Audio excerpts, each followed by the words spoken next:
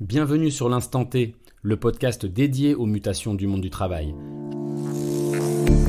Je suis Guillaume Couder, entrepreneur, influenceur, slasher et surtout passionné de thématiques RH depuis plus de 10 ans. Travail hybride, marque employeur, compétences, quête de sens, l'Instant T décrypte à travers chaque épisode les dernières tendances et enjeux autour du développement des talents.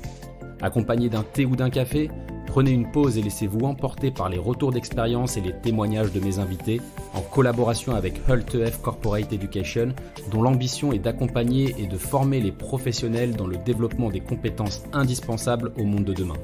Une occasion de prendre de la hauteur et de vous inspirer. «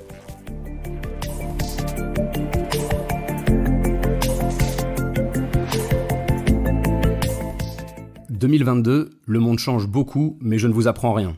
Le monde du travail n'est pas en reste avec la nécessité croissante pour les entreprises de faire preuve d'agilité et de s'adapter. S'adapter aux candidats, à ses salariés, aux managers, au contexte économique, à l'impératif écologique. Et ça tombe bien, l'entreprise peut pour cela compter sur une de ses principales richesses, son capital humain. Et comme vous le savez, dans l'Instant T, on adore parler de compétences, ces fameuses soft et hard skills.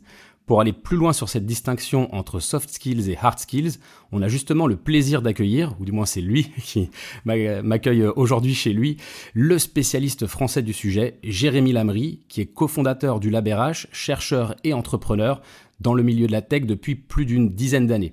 Bonjour Jérémy, et merci de m'accueillir chez toi pour enregistrer cet épisode. Beaucoup de nos auditeurs, notamment les professionnels RH qui nous écoutent, te connaissent déjà. Pour les autres, pourrais-tu nous parler un petit peu de toi, de ton parcours et globalement des sujets qui occupent tes journées ? Bonjour Guillaume, merci beaucoup de me recevoir chez moi aujourd'hui. Non, merci beaucoup de m'inviter dans ce podcast. L'Instant T, c'est vraiment cet espace de dialogue qui permet d'aborder des sujets autour de l'évolution des organisations. J'y suis extrêmement sensible. Et globalement, moi, ça fait une dizaine d'années que j'évolue dans le milieu de la tech RH sur le sujet de l'égalité des chances à travers la fonction RH. Je m'intéresse globalement à comment est-ce qu'on peut faire dans la société de manière générale pour permettre au plus grand nombre de faire la différence. Et je pars du principe que le travail, ça doit être un levier d'épanouissement dans la vie crucial et que les RH jouent un rôle majeur dans le monde du travail. Donc j'essaye de faire en sorte qu'on fasse évoluer la manière de recruter, la manière de développer les compétences, la manière d'engager les collaborateurs. Donc je me suis concentré sur ces sujets-là avec des entreprises que j'ai créées dans le monde du recrutement comme Monkey, dans l'univers RH comme le Lab RH, mais aussi autour des sujets d'éthique et d'éthique de l'intelligence artificielle comme le Hub Francia. Ces activités, je les ai menées en parallèle d'activités de recherche aussi. J'ai un doctorat en psychologie, notamment sur le sujet du lien entre les compétences et la performance professionnelle. Merci Jérémy pour cette première réponse très claire. En tout cas, je suis très content de voir qu'on remet les RH au centre. On a évidemment à cœur à l'instant T d'accueillir des publics RH. On a beaucoup d'auditeurs évidemment qui travaillent dans ce domaine. D'ailleurs, ces publics RH entendent beaucoup parler de soft skills et de hard skills. Tu n'es pas sans le savoir Jérémy, et c'est d'ailleurs ton sujet de prédilection. Ce sont des notions qu'on utilise beaucoup au quotidien et justement, j'aimerais qu'on creuse un petit peu autour de ces deux concepts. Comment est-ce que tu les définirais et quelles sont leurs différences entre ces soft skills et ces hard skills? Merci Guillaume, le sujet à 1 million d'euros de nos jours, soft skills et hard skills. Donc déjà le point commun entre ces deux concepts, c'est la notion de compétence. Les deux sont des compétences, on va parler des hard skills comme des compétences techniques, des compétences qui ont une dimension liée au savoir et au savoir-faire très importante. Alors que les soft skills, là, c'est un peu moins bien défini et chacun a sa définition puisqu'il n'y a pas de normes aujourd'hui. Mais les soft skills, globalement, ce sont les compétences qui permettent de réfléchir et d'interagir dans un contexte donné. C'est ce qui permet de s'adapter, soit face à des gens, soit face à des situations. Des soft skills typiques, ça va être la créativité, l'esprit critique, la communication, la collaboration. Alors que des hard skills critiques, ça va être par exemple le marketing, l'anglais, la conduite d'engin. Donc on voit bien dans un cas qu'on a besoin de connaissances très très spécifiques, alors que dans l'autre, ça a l'air assez flou. Et je pense que c'est là toute la difficulté du marché sur les soft skills, c'est que on voit bien qu'elles ne fonctionnent pas pareil, on voit bien qu'il ne s'agit pas de rester assis dans une salle de classe pour les apprendre, et donc on a du mal à les développer, on a du mal à les identifier, on a du mal à mettre des mots dessus. Ça, c'est un peu l'état du marché aujourd'hui, et c'est ce qui est passionnant, c'est je pense qu'on est en train de vivre un grand tournant dans le marché avec une précision de plus en plus fine sur le sujet des soft skills. Alors justement, on commence à toucher du doigt notre sujet principal. On va y revenir juste après, le sujet justement d'acquérir ces soft skills et ces hard skills. Maintenant, on est beaucoup plus au clair, on va dire, sur la distinction entre les deux. J'entends aussi beaucoup en ce moment de recruteurs qui embauchent des candidats tels qu'ils sont, des recrutements sans CV, en fonction de la seule personnalité du candidat. C'est finalement un peu le « venez comme vous êtes » de McDo appliqué au recrutement. Et beaucoup de candidats que je rencontre trouvent l'approche assez séduisante. Pour autant, est-ce que tu penses, toi, en tant qu'expert RH et spécialiste notamment des soft skills et des hard skills, que l'on puisse aujourd'hui recruter sur le simple critère de la personnalité ou des soft skills ? Alors, c'est marrant que tu dises ça parce que la personnalité, c'est un sujet dont on parle beaucoup dans les entreprises. La personnalité, ça a été très à la mode dans les années 70-80, puis c'est revenu ensuite. Et en 2012, en fait, quand j'ai monté ma première boîte autour des sujets du recrutement dans la tech RH, c'était Monkey Tie. Et Monkey Tie, l'objectif, c'était de permettre aux recruteurs de s'affranchir du CV en recrutant notamment par la personnalité et les moteurs de motivation. Et donc notre premier slogan, c'était « Les compétences ont une personnalité ». Et à l'époque, donc, j'avais pas fait toutes les recherches que j'ai fait depuis, et je pensais que la personnalité était le facteur important quand on voulait s'affranchir des hard skills, on allait ou du diplôme, on allait regarder la personnalité. Et depuis, j'ai compris des trucs assez intéressants sur le sujet. C'est qu'en fait, une compétence, quelle qu'elle soit, elle est composée de 3 grandes dimensions. Une dimension qu'on appelle la dimension cognitive, une dimension qu'on appelle la dimension conative et une dimension qu'on appelle la dimension affective. La dimension affective, c'est toute la partie émotionnelle, c'est les émotions à soi, les émotions des autres, et donc c'est notre capacité à ressentir, mais aussi à gérer ses propres émotions et celles des autres. Ça, dans certaines compétences, on en a besoin. Dans les compétences liées au service à la personne, on a besoin d'une dimension affective. Dans les compétences liées à la communication, à la collaboration. Donc ça, c'est un premier volet. Donc si on ne veut pas aller chercher des compétences ou des diplômes, on pourrait essayer de mesurer, par exemple, la dimension affective. Après, on a la dimension cognitive, c'est notre capacité à réfléchir et à raisonner. À quel point on est capable de faire des raisonnements logiques qui relèvent du bon sens, et à quel point on est capable de faire des liens, et à quel point on est capable de faire tout ça rapidement. Suivant les compétences, on a besoin de réfléchir plus ou moins. Et la dernière, donc la dimension conative, on ne parle pas souvent du mot conatif dans le monde courant, même dans les RH, et pourtant c'est tout ce qui va caractériser la personnalité, les moteurs de motivation ou les préférences. La personnalité, c'est nos tendances de comportement. On a plutôt tendance à être introverti, plutôt tendance à être extraverti, etc. Nos moteurs de motivation, ça va être est-ce que ce qui me donne de l'énergie, c'est plutôt le fait de gagner de l'argent, d'avoir un bon manager, d'avoir une bonne ambiance d'équipe. On est tous motivés par des choses différentes. Et le dernier, ça va être les intérêts. Les intérêts, c'est en fait qu'est-ce que j'aime faire ? Est-ce que j'aime plutôt travailler dehors ou en intérieur ?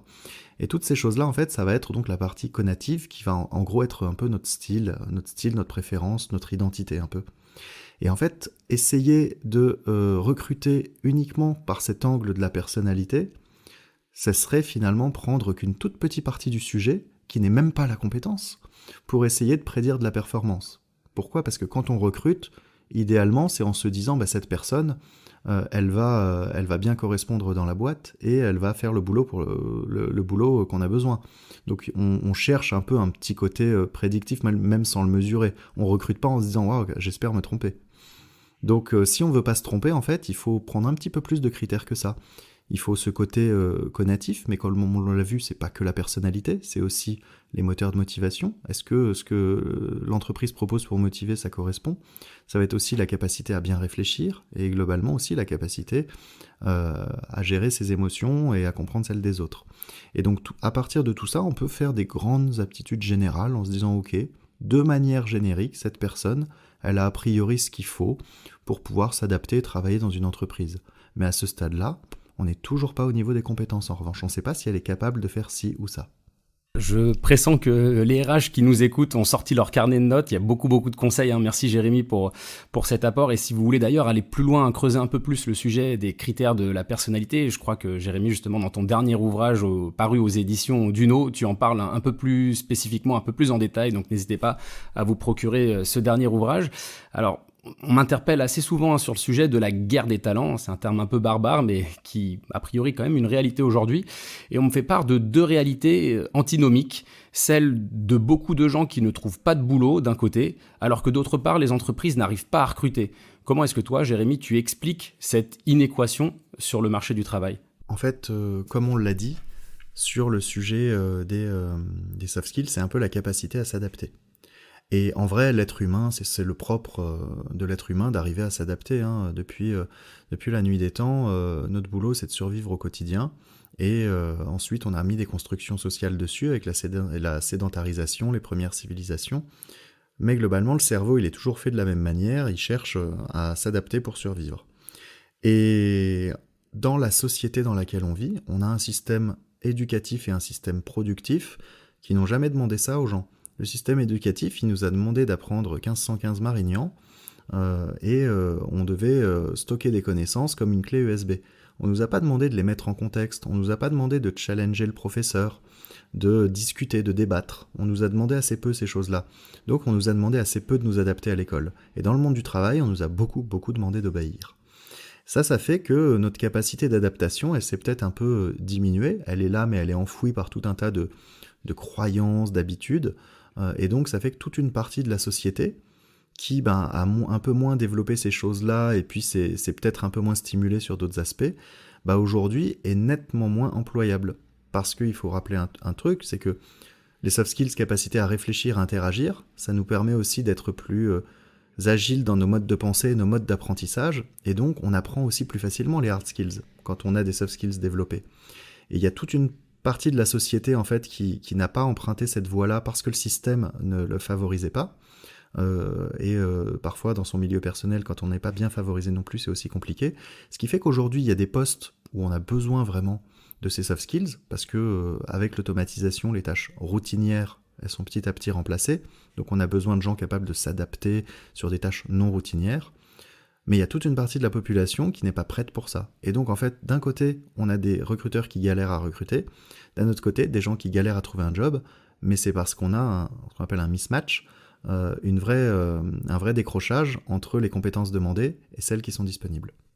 Ouais, effectivement, un mismatch entre les compétences demandées et celles qui sont disponibles, c'est très bien résumé. Et on l'a dit en intro, le monde du travail fait face à pas mal de nouveaux enjeux en ce moment, au niveau du recrutement, on vient de le dire, mais aussi au niveau de l'accompagnement des salariés. Ce fameux capital humain dont on parle beaucoup, aurais-tu une bonne recette à nous partager, un peu la recette bonne maman pour développer les talents d'une entreprise?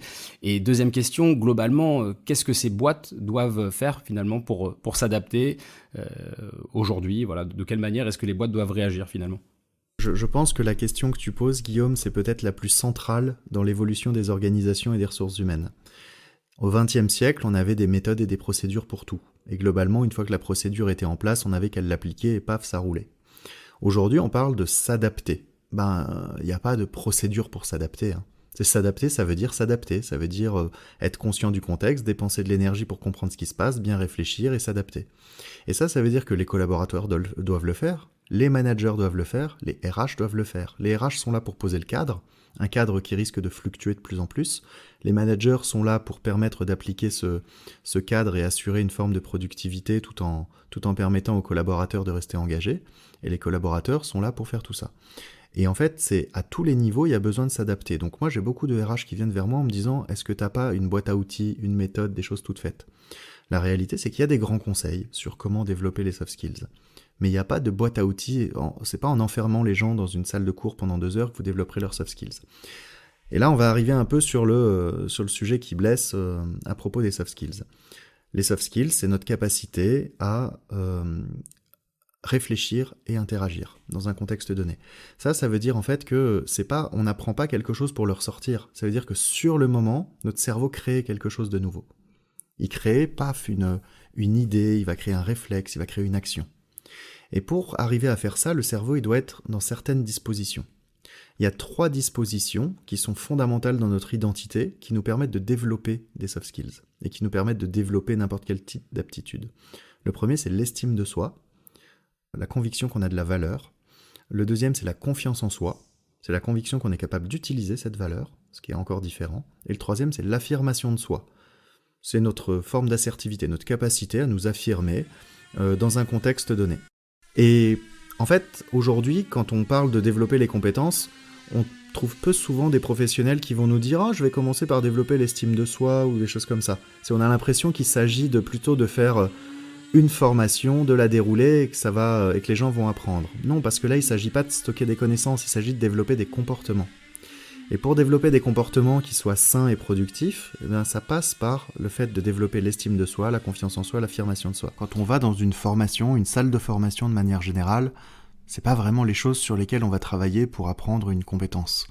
Les soft skills, c'est notre capacité à nous adapter, et pour pouvoir développer ces capacités, où d'un coup on réfléchit de la bonne manière, on interagit de la bonne manière, c'est primordial de pouvoir avoir développé avant l'estime de soi, la confiance en soi, l'affirmation de soi. Ça, c'est le premier aspect du développement des soft skills. Autrement dit, ça repose sur ce qu'on appelle ces construits identitaires dont on a absolument besoin. Un deuxième prérequis touche à ce qu'on appelle la perception sensorielle. Puisque quand on est dans un contexte et qu'on doit s'adapter, c'est bien qu'on a perçu qu'il fallait s'adapter. La seule manière qu'on a de savoir que notre environnement a changé et qu'il faut s'y adapter, c'est grâce à nos sens, à ce qu'on voit, à ce qu'on touche, à ce qu'on sent, à ce qu'on goûte. Et donc, si on ne travaille pas nos sens, les informations qu'on reçoit sont assez pauvres, et donc on n'a pas de quoi bien s'adapter. Donc pouvoir développer des soft skills, ça commence déjà par recevoir de la bonne information pour pouvoir s'adapter dans le contexte, donc avoir travaillé ses sens. Donc on a deux prérequis avant de pouvoir commencer à parler de développer des soft skills comme la créativité, l'esprit critique ou la communication. Ces deux prérequis, c'est premièrement avoir travaillé les sujets identitaires comme la confiance en soi, l'estime de soi, l'affirmation de soi, et avoir travaillé la perception sensorielle, autrement dit être capable de mieux percevoir son environnement d'un point de vue plus qualitatif, autrement dit on n'entend pas, on écoute et ainsi de suite. Mais du coup, est-ce que cela signifie qu'il faudrait entrer sur le terrain de l'affect, de la sensibilité pour être performant en entreprise, faire finalement davantage appel au quotient émotionnel qu'au QI ? Alors merci Guillaume pour la question parce que ça me permet d'arriver un peu sur le chantier suivant. On a parlé estime de soi, confiance en soi, affirmation de soi, puis on a parlé perception sensorielle. Et quand on arrive en fait sur le sujet du développement des soft skills et plus généralement de la prise en compte des compétences, ça nous permet un peu de revenir sur ce que c'est qu'une compétence, qui est constituée de plusieurs dimensions, plusieurs facettes en quelque sorte. On a une facette qui va être liée à la cognition, donc autrement dit à ce qu'on a appris, notre capacité à réfléchir. Donc dedans on pourrait même séparer si on veut les connaissances d'un côté et la capacité à réfléchir de l'autre, mais on va dire la cognition. Ensuite ce qu'on va appeler la connation, nos moteurs de motivation, nos préférences, et enfin l'affect qui est extrêmement important dans beaucoup de compétences. Il y a ce côté affect. Donc l'affect est très très important à prendre en compte parce que c'est ce qui va nous permettre de créer des vrais liens relationnels. Et donc c'est extrêmement précieux, notamment pour créer de la sécurité psychologique dans une équipe. En revanche, tu as parlé de quotient émotionnel, et ça c'est vrai, c'est un sujet qu'on évoque beaucoup en entreprise, l'intelligence émotionnelle. Je pense que c'est un concept qui est vraiment très intéressant, ce que ça explique derrière, mais le terme lui-même correspond pas mal à une mode qui est née dans les années 90, beaucoup en opposition au QI. Donc à l'époque, c'était Daniel Goleman qui avait fait émerger ce concept de quotient émotionnel, d'intelligence émotionnelle, pour l'opposer un peu à l'intelligence froide, rationnelle du QI. Et ça a un peu émergé comme un sujet presque social. Vous n'avez pas un gros QI, c'est pas grave, vous pouvez avoir un gros QE. Ça a permis de représenter toute une frange de la population qui ne se retrouvait pas nécessairement dans le concept du QI. Et parce que ça a été construit en opposition, je pense que c'est pas un très bon concept. En vrai, les deux, il faut pas les opposer. C'est des composantes dans le sujet des compétences, dans le sujet des soft skills, et on a besoin des deux. Donc l'affect est bien sûr très très important, au même titre que la capacité à réfléchir, capacité à interagir, et la capacité à se comprendre et à affirmer ses positions. Alors, on assiste ces derniers temps à l'émergence de pas mal de concepts, l'école Montessori, l'ikigai, l'intrapreneuriat, et ces concepts ont généralement pour vocation de nous aider à nous épanouir dans notre vie professionnelle. Selon toi, Jérémy, est-ce que les entreprises sont prêtes à suivre et à s'adapter à ces nouveaux formats, et quels risques encourent-elles si elles ne le font pas ? Alors c'est intéressant d'aller observer en fait ce qui se fait à l'extérieur de l'entreprise. Et en effet, on a des initiatives comme l'école Montessori. Bon, l'école Montessori aussi, il faut rappeler que c'est quand même le tout début du XXe siècle, hein, l'émergence. Donc c'est un concept qui a déjà bien vécu, bien évolué, et qui repose en fait sur le développement de l'enfant, mais dans son intégralité, en acceptant toutes les dimensions. On parlait tout à l'heure de cognition, de conation, d'affect, et d'estime de soi, d'affirmation de soi, de confiance en soi. L'école Montessori travaille tous ces aspects-là. Donc c'est intéressant de voir que Maria Montessori avait compris un peu tout ça très très tôt, avant même que ce soit théorisé et que ce soit rendu scientifique. Et j'aimerais revenir sur ce point scientifique, parce qu'en fait, quand on regarde l'école Montessori, on parle d'une méthode pédagogique qui est composée de techniques pédagogiques. Et en fait, dans cette méthode pédagogique, on a des pratiques qui visent à reproduire un certain résultat. C'est-à-dire qu'a priori, si on suit la méthode, tout devrait bien se passer. Le problème, c'est que l'école Montessori, c'est une école. Le travail, c'est pas l'école Montessori, et donc on ne peut pas reproduire la méthode Montessori au travail. Il faudrait à minima l'adapter. Si on en vient après sur les sujets comme l'ikigai et tout ça, là on est plus sur des grands concepts. Quand on regarde un peu ce que c'est que l'ikigai, on se dit bon, ok, on a ce fameux trigramme, voire quadragramme, tétragramme, où on peut croiser différentes choses, comme ce que je veux dans la vie, ce que je sais faire, ce dont le monde a besoin, etc. Et en fait, ok, une fois qu'on a lu ça, on se dit ok, ça me parle, je comprends du coup ce sur quoi je dois travailler, comment je dois m'équilibrer, mais on comprend pas forcément comment le faire. Et donc la méthode n'est pas là dans l'ikigai. Il n'y a pas de science vraiment derrière l'ikigai. C'est plus une espèce de philosophie de vie. Et les entreprises peuvent s'inspirer donc de démarches comme l'école Montessori, comme l'ikigai, ou comme d'autres démarches qu'on retrouve à l'extérieur. En revanche, ça ne constitue pas des méthodes à proprement parler pour développer les soft skills, ni pour travailler. Et donc à moins que les entreprises se réapproprient de nouvelles méthodes, qu'elles développent des méthodes dont elles sont capables de juger la reproductibilité, et encore une fois, c'est bien ça la démarche scientifique, c'est mettre une démarche dans laquelle on identifie les critères qui permettent de reproduire l'impact voulu. Tant que les entreprises ne font pas ça, en fait, elles seront pas certaines de pouvoir passer à l'échelle le développement des soft skills. Et en fait, j'ai envie de dire l'entreprise, mais c'est vrai aujourd'hui dans toute la société, personne n'a réussi à passer ça à l'échelle.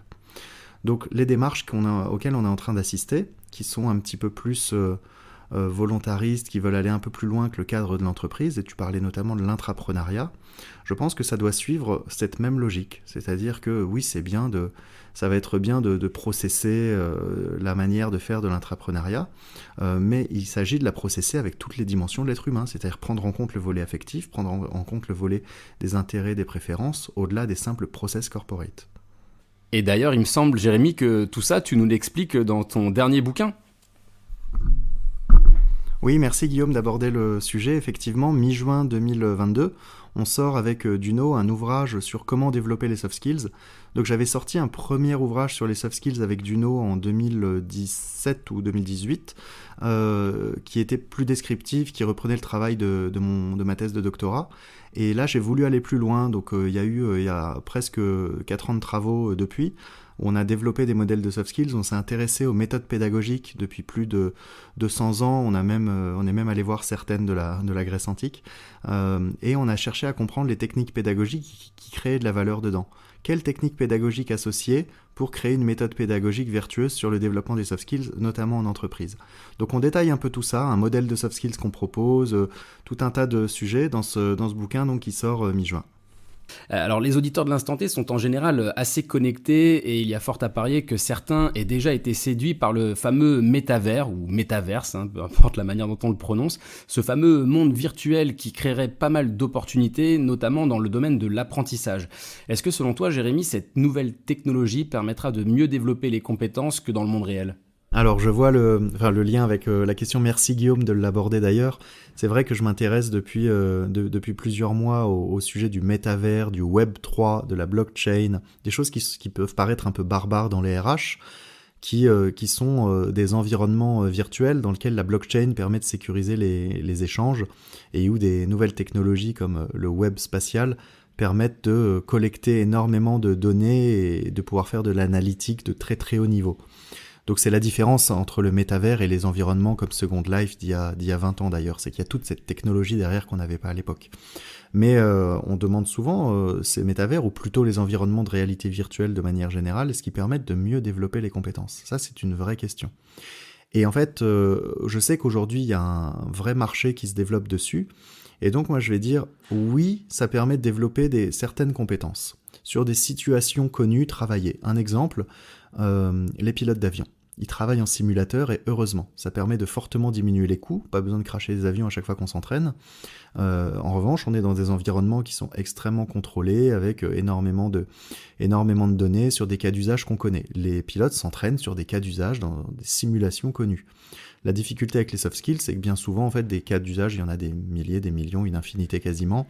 Et donc, en fait, on pourrait s'entraîner sur quelques-uns, mais on serait préparé pour cela. L'autre aspect, et qui est très très limitant pour moi sur la partie soft skills, c'est comme on l'a dit tout à l'heure, les soft skills, en fait, notre capacité à réfléchir et à interagir, elle est très liée à notre perception, puisqu'elle dépend des informations qu'on reçoit. Dans un environnement de réalité virtuelle, on reçoit des informations un peu dégradées visuellement, puisque c'est des bouts de pixels. On reçoit un peu des informations liées à l'ouïe, mais qui sont un peu artificielles. Et globalement, en fait, notre cerveau reçoit assez peu d'informations tangibles pour développer des nouveaux comportements du monde réel. Et donc aujourd'hui, et je dis bien aujourd'hui, je pense que développer les soft skills dans le métavers, ça reste assez compliqué. Je pense que le métavers et les environnements virtuels, en revanche, pourraient être utilisés pour développer des postures réflexives, autrement dit, comment réfléchir sur soi-même, par rapport à des ateliers de co-développement, par rapport à des mises en situation qui permettent de se confronter à soi-même. Donc c'est un peu du billard à bande. On ne développerait pas les soft skills directement, on irait développer un peu la capacité de la personne à se questionner, et ça la mettrait dans une démarche d'évolution. Je pense que les technologies vont vite évoluer. On a par exemple les technologies haptiques qui arrivent, technologies capables de reproduire le toucher, et au fur et à mesure où on sera capable de mieux utiliser les sens dans les environnements virtuels, je pense qu'on finira par faire des choses assez incroyables en développement des compétences, hard skills et soft skills. Merci Jérémy, c'est vrai qu'on parle beaucoup du digital, du numérique, de développement de nouveaux outils, du virtuel, du métavers, etc. Mais est-ce que tout ça ne risque pas de creuser les inégalités entre ceux justement qui y ont accès et ceux qui n'y ont tout simplement pas accès aujourd'hui ? Oui, je pense que le digital crée un fossé énorme. D'une part, par l'accès à l'équipement, aux technologies et aussi aux logiciels. Tout est accéléré, tout est augmenté. Et globalement, l'autre conséquence du digital aujourd'hui, c'est la création de fossés idéologiques. Donc les personnes qui appartiennent à des communautés sont entretenues dans ces communautés. Et donc quand ces communautés sont parfois liées au niveau social, il y a beaucoup de choses qui font qu'on n'en sort pas. Et donc, on a un vrai risque aujourd'hui que les inégalités se renforcent, s'accentuent et s'affirment dans le sens où chaque parti, chaque camp, en fait, restera de son côté avec des revendications très très fortes. Ça, c'est le vrai enjeu qu'on voit sur le digital. Je pense que, bien entendu, on ne va pas faire de politique. L'État a un rôle dans la réduction de cette fracture d'équipement et cette fracture idéologique, les deux.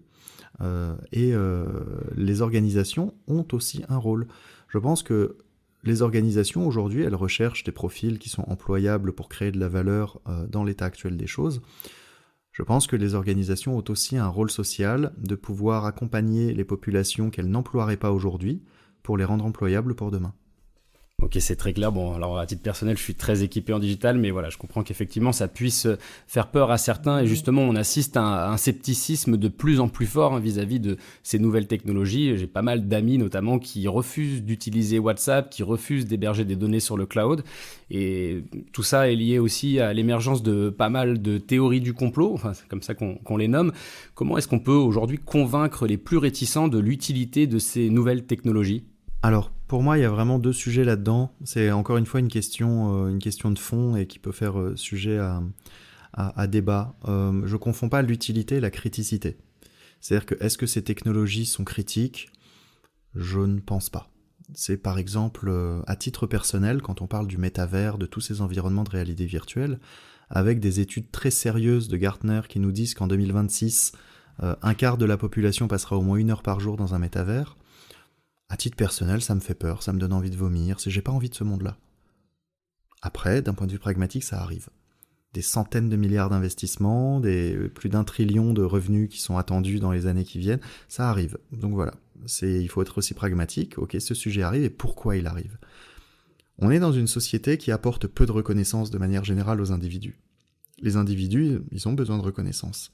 Et dans notre société, on n'a pas réussi à donner cette reconnaissance à suffisamment de monde. Du coup, les gens vont aller chercher cette reconnaissance ailleurs. Est-ce qu'ils l'auront? Je sais pas, je ne pense pas, sincèrement. Je pense pas. Je pense que c'est une reconnaissance factice et qu'on fera que repousser le problème. En revanche, c'est dans ce sens-là qu'on va.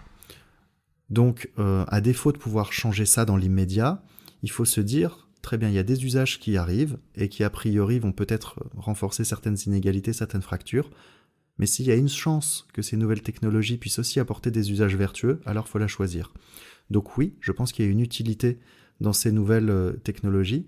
Et aujourd'hui, par exemple, moi, je tiens une newsletter sur RH et métavers pour expliquer comment le Web3, la blockchain et le métavers vont entrer dans les ressources humaines. Et je ne le fais pas pour dire « faites-le absolument ». Je le dis parce que, en gros, ce que je vois, c'est que ces choses-là vont arriver dans la société et que je pense qu'il y a des usages vertueux à en tirer. Tous ces trucs-là, toute cette technologie, elle ressemblera à ceux qui y mettent le plus d'énergie.